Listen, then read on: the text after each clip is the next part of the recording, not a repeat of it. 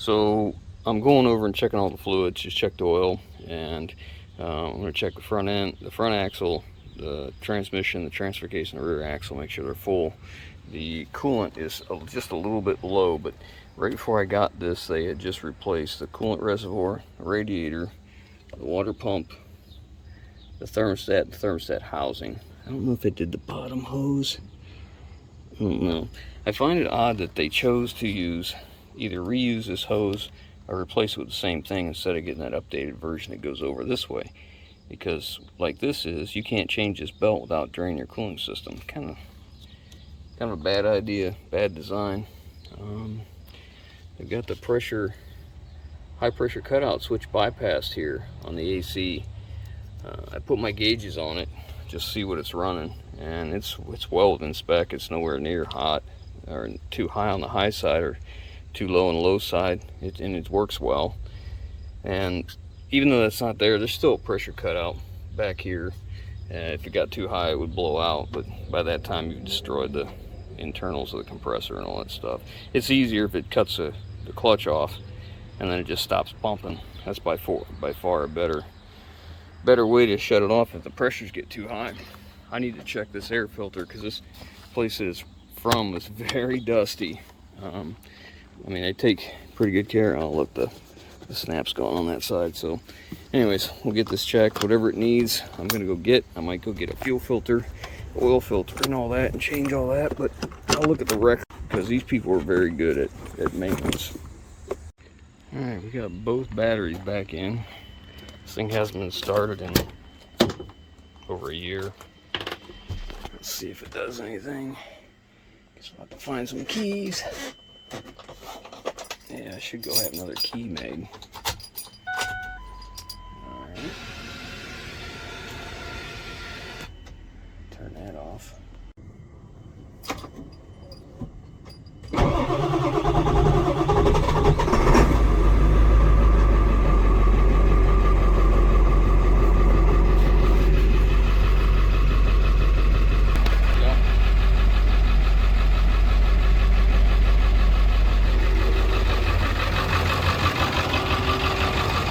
Sounds a little loopy, a lazy injector.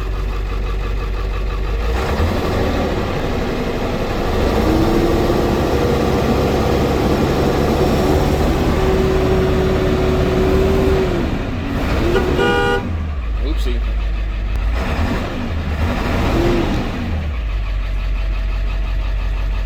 Well, no tax signal. Wonder what that's all about.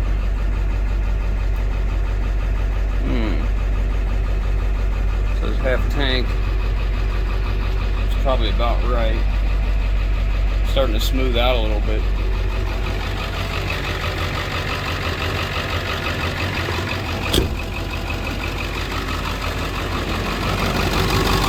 Sit here and let it idle for a while.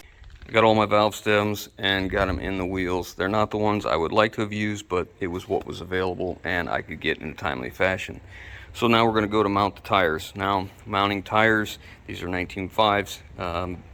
These tires that I'm going to mount were balanced externally. I don't like to balance truck tires externally because they are so susceptible to the load, the conditions, and tire pressure as to how they wear. I like to use balancing beads. Put them in the tire, that way every single time you are driving that truck, it's constantly changing with the tire. So you're balancing the tire as it wears. So you don't have to go back and have the weights knocked off and have it done again and pay a bunch of money and by that time you're noticing tire wear or a problem, the damage can already be done. So I use balancing beads inside. I used to buy balancing beads by the packet for tires, and I'd just throw them in there, and as you drive, the packet would open, and that was that. Starting to get a little costly for as many tires as we were doing, and I thought these airsoft BBs were the same thing, so we started using them. So now all we do is just measure these out on a kitchen scale. So whatever size the tire is, there's a certain ounce. Basically, it's like an ounce for every 10 pounds of tire or something similar to that. This is about a 65-pound tire, so this is about 6.5 ounces is what I'm going to use. I've been using the system for quite a while, and I gotta tell you, we're getting better wear on the tires, and we're getting more miles out of the tires compared to an externally balanced tire. I'm not saying it's the best way, I'm not saying it's the way you should do it, I'm just saying this is what I've been doing, and I'm not gonna argue with guys in the comments telling me why we can't do this, because I don't argue about things I don't know. I only argue on things I do know, and I know this works. We've done it, we've got proven success. Some of my thoughts was I was afraid they were just going to rub against each other, do damage to themselves, turn to a powder, or you know, maybe harm the inside of the tire. Highly unlikely. But we had to take a tire off that we got a hole in, and we had to have it patched from the inside out. And when we opened it up, all them BBs looked like they did when we put them in. They weren't worn, and we had over 38,000 miles on that tire. So I was pleased as punch. I was sold.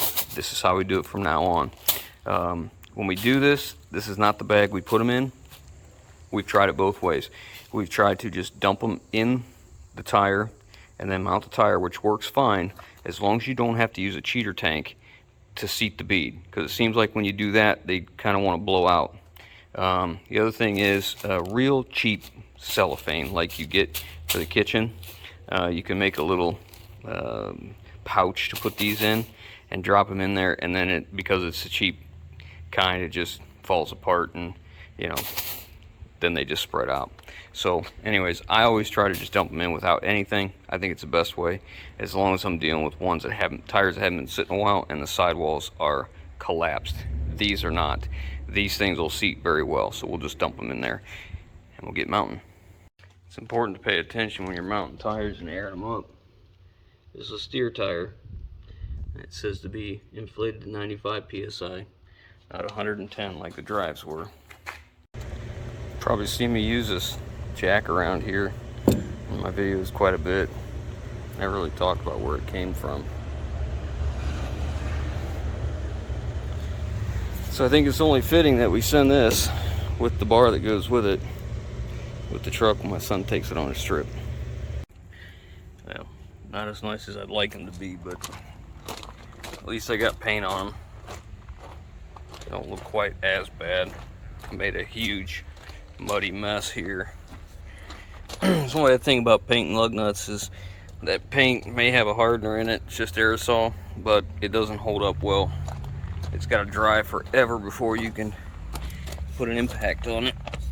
Replace that one stud there. So tires are all done. Now we need to bolt the seats in, which I think are just about done. I wouldn't have a spare key made today, so we could have an extra. I don't want him getting down there and losing the key and be a problem. Alright, she's done. I gotta tell you, 1000% better. And they are dry, so we're gonna go ahead and put them in the truck.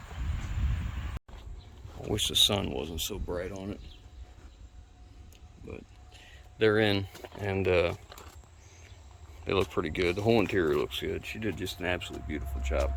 Now we gotta go find a rear view mirror. Brandon said he'd like to have a rear view mirror. I'm not concerned with it. I use the side mirrors, but whatever. We'll go find one.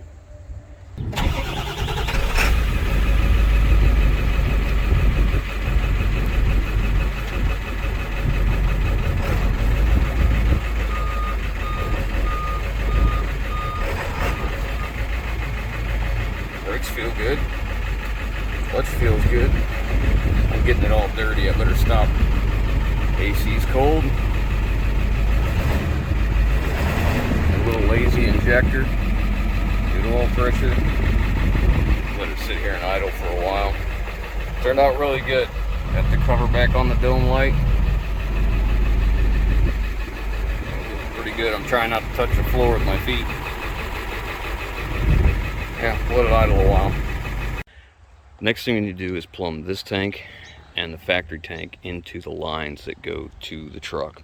So what we're going to use is an electric selection valve. These were used on lots of trucks over the years. This one happened to be from a Ford truck. It's good for 65 psi, made by Standard Products. And the way this thing works is you hook both your tanks up. You hook the supply and the return from one tank, the supply and return from the other tank, and then there's a plunger in here with a little coil, electric coil, and a shaft.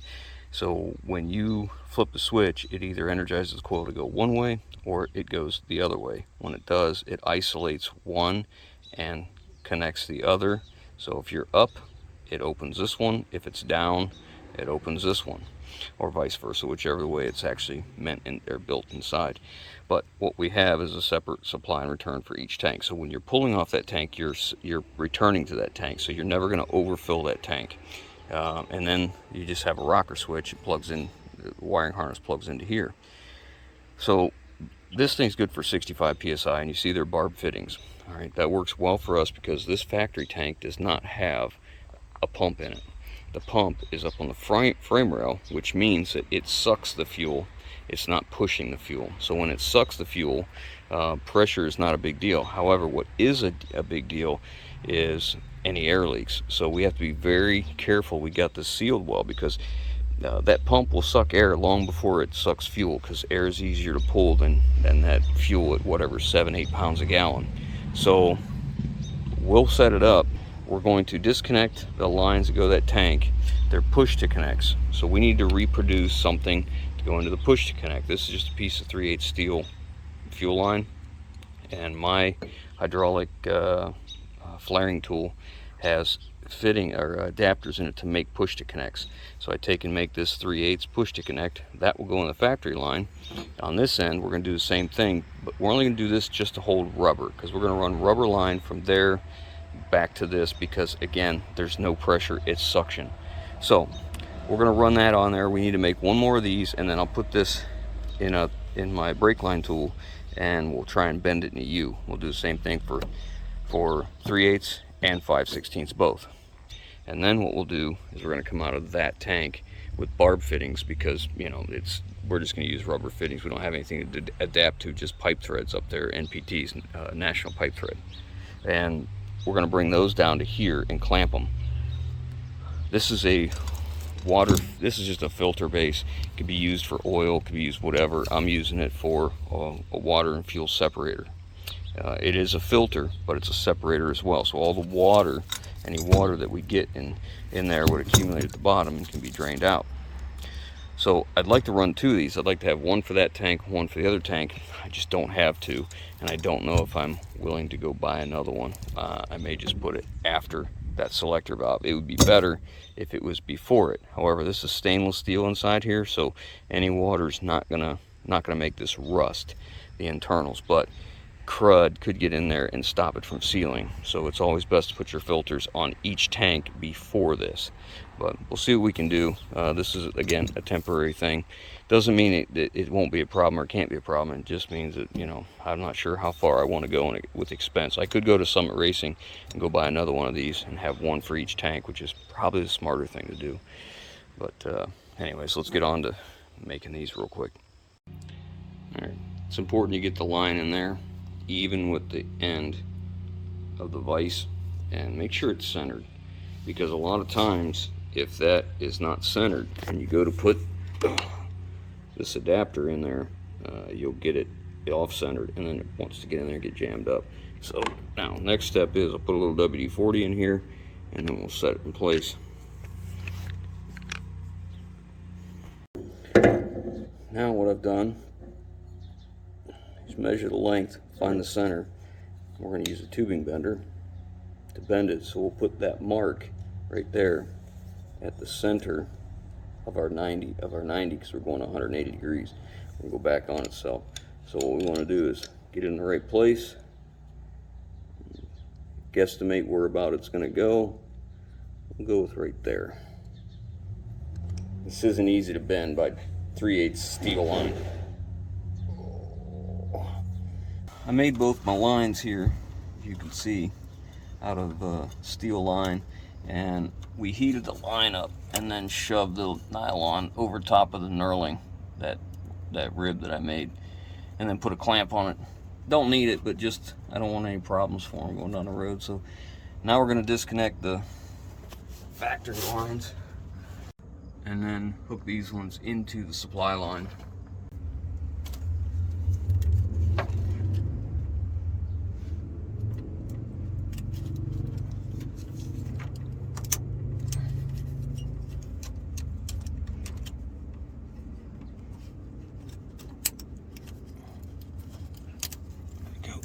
blocks in, and now we're going to make those back straight the way they were and get them out of the way. Now we'll start on the making the lines coming off the sending unit, off this tank.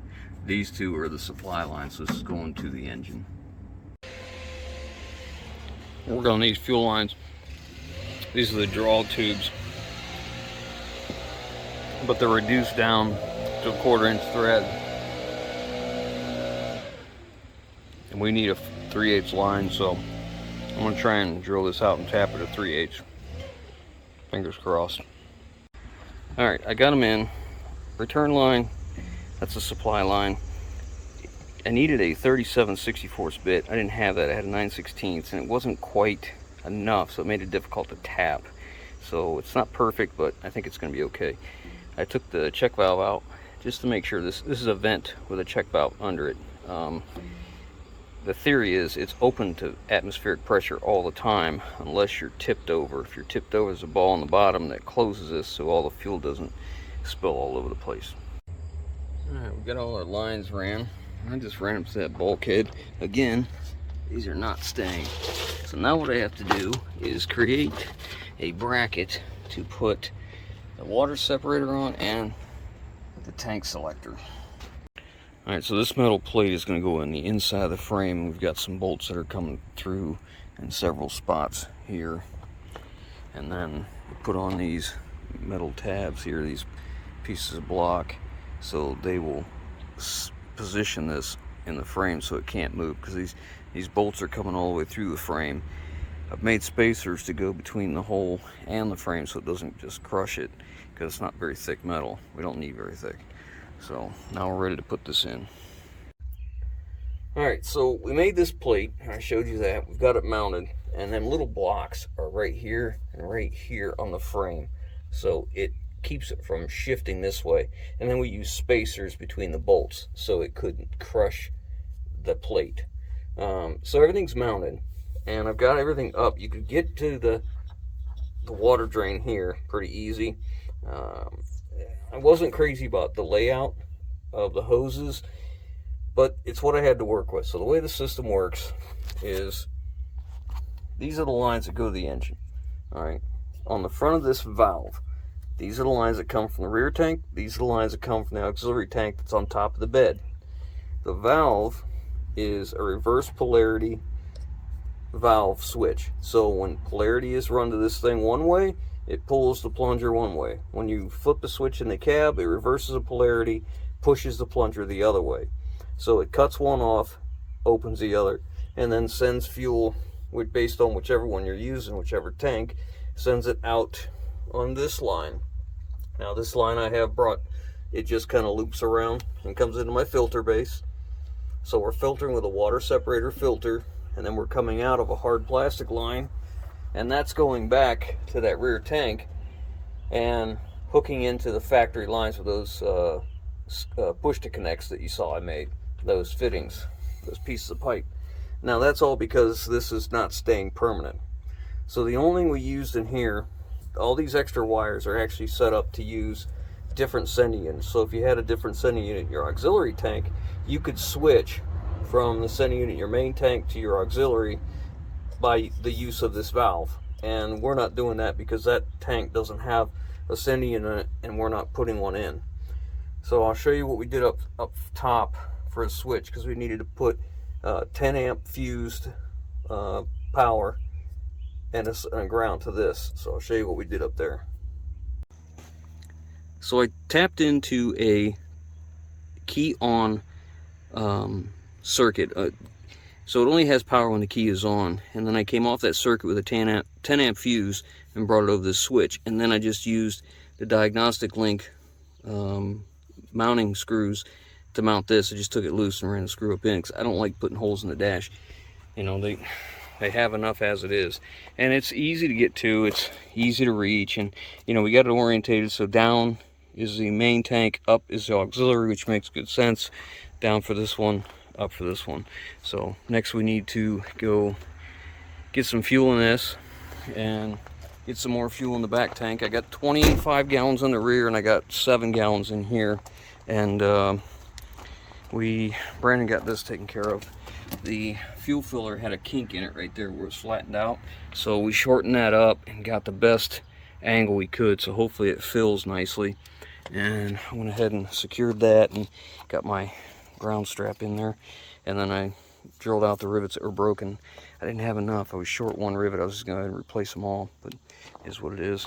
So then we're going to set up the pintle hook that I have. It's a 2 5/16 ball and a pintle hook. We'll set that up for 18 inches to the top of the ball, and then we're going to go drive it a little bit. After that, I'm going to hook to a camper that I have. I got a 30-foot camper over another property I want to bring over here, so I'm going to drive around a bit, make sure everything's okay, and then we're going to hook up to that camper and see how she tows. But we're getting close. I know there's going to be a lot of guys that say I've put auxiliary tanks in my trucks and I didn't tie them in like that and I didn't go through all that trouble. All I did was blah, blah, blah. And I'm sure it was great for your situation and your particular truck. What I wanted to do was make it several ways. I did not want to disrupt or disturb the factory lines on this truck at all. I want this truck to be able to go back to a factory tank when Brandon's done with it. Second thing was, if you remember back in the video where we repaired this fuel tank, I said in the video that anytime you take a fuel tank out and you do a patch job on it and you got it flopping around banging and you're tapping on it and all this crap, the likeliness you could shake something else loose and create a potential weak spot that could be a leak later is pretty high. So I don't want to rely on that tank only on this 5-hour trip each way he's going. So that's another reason why we wanted to be able to isolate this tank and still be able to run off another tank, so that if this one begins to get a leak or whatever, he can catch the fuel and put it in the other tank or run it out if it's just damp, whatever. I don't want him stuck 5 hours away at the mercy of whatever guy decided to put a hat on and said he was a mechanic that day. That tank's not cheap. It's not easy to find, at least around here. So there's no need for me to rely on that tank when, just by plumbing it the way we did, we can flip a switch and we isolate the engine from, and then we solely rely on this tank. That's why I did it that way, and I wanted it so that he has the least amount of chance of having trouble as possible. Alright, time for the Maiden Voyage. Take her for a drive, see how she does. So it runs and drives pretty well. The alignment's off. I stopped at Justin's and we did a front end makeover. He had a used chrome grill he didn't want, and I wanted it. Oh! So we swapped that out real quick. The alignment's off a little bit, and I think I got a right rear caliper hanging up, so maybe the slides are just stuck. Alright, so I got the caliper out, and so far these slides are very stiff. I can push them, but it's not easy. So we're going to start with them. We're going to push them all the way out. It's hard to do one-handed. Then we'll get that loose of it. Take the screwdriver out, and then we'll push the boot through. I just kind of turn them a little bit, get them started, because you got to clean the boot out, and then we need to make sure that's clean. So I'll get yeah, there's some dirt in there. I don't know if it shows up at all or not, but there's some dirt in there on both of them. The slides themselves don't look horrible, but we'll clean them up again too. Get them on the wire wheel, make sure they're all good and clean. And same thing with these. And then we're going to try and push these caliper pistons in next to make sure they move freely. The brake pads move easy themselves. They're not stuck at all. They're hot, but they're not stuck. So we're going to go ahead and clean all this crud out of here too. All this nonsense. We'll get all this out. I should have pressure washed this and kind of forgot about it. Get all this cleaned out. I'm just going to go ahead and take all this apart in here, clean all this back up, and put brake lubricant on it. I'll just get it all cleaned up, do it all right, which means I'll probably be taking that side off too and doing the same thing. I'm using this OTC tool and it spreads, you know, tighten this up because there's a pivot here and then it spreads over here to try and push these in. My thinking is always the same. If I can turn this with my fingers, right, and it pushes both these pistons in easily, then the caliper's probably okay. But you can't dismiss the idea that once it gets out so far, there could be rust on the pistons, which is why it's sticking.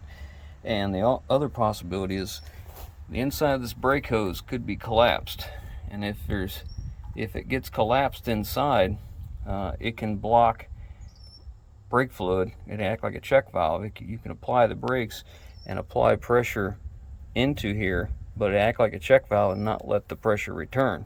So even though I'm able to push this in like this, I need to make sure that this isn't the problem here as well. Most of the time what I'll do is I'll push this in with this tool, then I'll back it off, set it back into place, hit the brakes once, you know, nice and firm, make sure you pump it up all the way, and then take it off and then see if it goes back in again. If it goes in easy, then I think we're okay. If it doesn't, well, you know, we need a caliper or we need to look into this hose.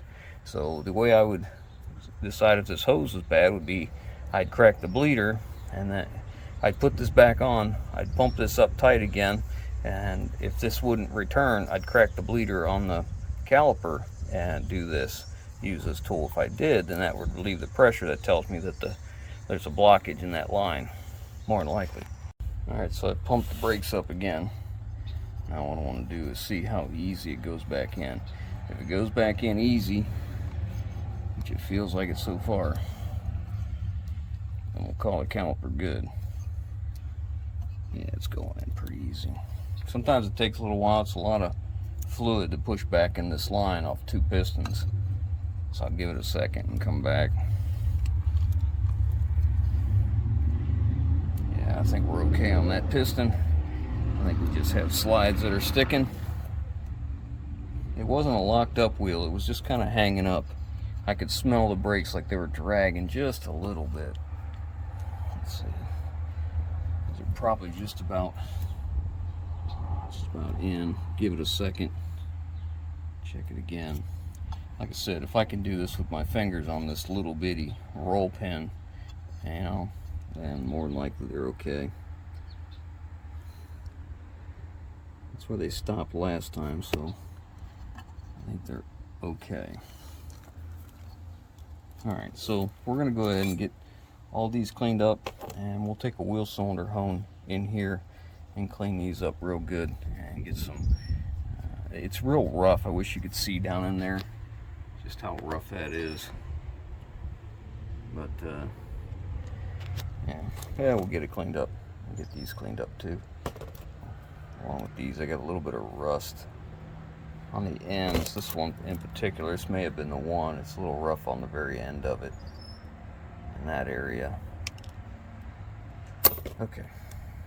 I don't know if you can tell or not, but you can see where it flaked off. Right there, I got the powder coating off, and there's a big pile of rust under it. That is what was holding it. So I'll clean it out with some brake parts cleaner. I'll wipe it out, and then we'll try it again. Alright, so I put all the back end back together after taking the brakes apart and on a test drive, and all of a sudden I lost everything on the cluster, and nothing worked. No tach, no speedometer, no gauges, but the indicator lights would work. And I know this is a common problem with these trucks, and I took it all apart and I did the pin out in the back of it. There's 3 connectors on here. 2 of them have 12 wires and 1 of them has 16. And I looked for powers and grounds and, you know, tested the circuit with a load, and everything worked fine. It was just the cluster was bad. And then I got to noticing on the cluster that on the tag, it didn't say diesel fuel only. And I remember this missing, and they had told me they'd replace the cluster at whatever miles it was in the service records, and you know, and it showed that the mileage it was in their service records up to that point, and what the mileage was when they replaced it, and everything made sense. I didn't question that, but the problem is they replaced it with a gas instrument cluster. It was a new one that they had the miles matched, but they put a gasoline one in instead of a diesel, because I never had the wait to start light come on down here, and I had started looking into that at one point, and it just, you know, didn't go much farther. But you know, now everything works right. You know, remember I was talking about the lazy tack? It didn't work quite right, and well, now it works just fine. So I guess I should say that I had this other instrument cluster out of my other truck that has 79,000 miles on it. It's one I bought years ago, and I haven't built the truck yet, but it's the same truck as this, only it's a year older, and it's an XLT interior. It's red, and it's got 4-inch stacks on it. I haven't built that truck, but we're gonna. But now we're taking this out to the alignment shop to get this taken care of. I've rechecked the tires, and you know, the manufacturer calls for 75 pounds on the front and 70 on the rears. So I made sure that that's where we're at on the tires, and we're going to drop it off and have the front end alignment done, and hopefully that's going to be it. Well, I picked it up from the alignment shop, and he switched the tires from left to right on the steer, because the right one had a little bit of a bend to it. The toe was out 3/8 of an inch, towed out and to the right, so it took care of it. It goes down the road nice and straight now, and it tows well. Got the center point pretty much dead on too. I'm on a crown road, so it's hard to say, but or hard to show you, but it's towing good. Towing a 30-foot camper behind us. I don't like how much overhang the bed has, because of the camper and the jack and the tanks and batteries and all that on the tongue, but I'll just be careful. It's just temporary. All it has to do is just make it for the weekend, and when it comes back, it's coming back apart, unless I've sold it by then. You know, unless somebody comes and hands me enough money, it'll go away. I'd be okay with that too. But anyways, let's get this camper back.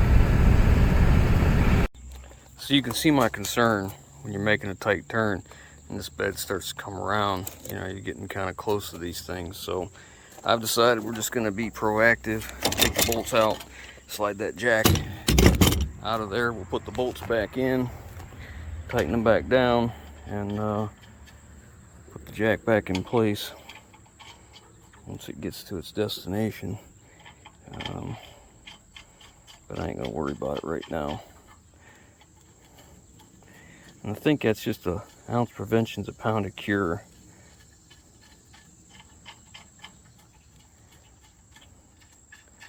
Gotta get a pin yet for that, but it did well. It did well. So let's throw this in the camper and get us a pin for the hitch. Well, it pulled just fine, plenty of power as you would expect. The alignment took care of the front end. He did say that the one wheel is bent. He stuck it on their balancer. It wasn't out of balance, it was just there is a bend in it.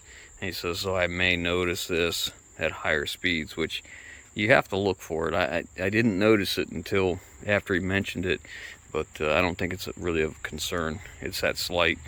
But, you know, not a lot of clearance on the back of that, so I took that jack off and put it in the camper, in that door there. Once it gets where it's going, we'll put it back on. One nice thing about that short wheelbase truck is you can back these things in anywhere. Real tight places, real simple, real easy. The thing about it that sucks is it's a short wheelbase, so every quick correction of the front is magnified throughout the back, and sometimes you get what's called the tail wagging the dog. You know, you got to be careful of that, but it did all right. I mean, this thing only weighs like 5,500 pounds, so it's not real heavy. But I think we've accomplished what we needed to, and I think we're at the end of this this part of that truck's life. This will be the end of this series. The next time that you see this, we'll be taking it back apart and making some more changes to it. Some much more significant changes for sure. So hope you guys enjoyed that. We'll catch you on the next one.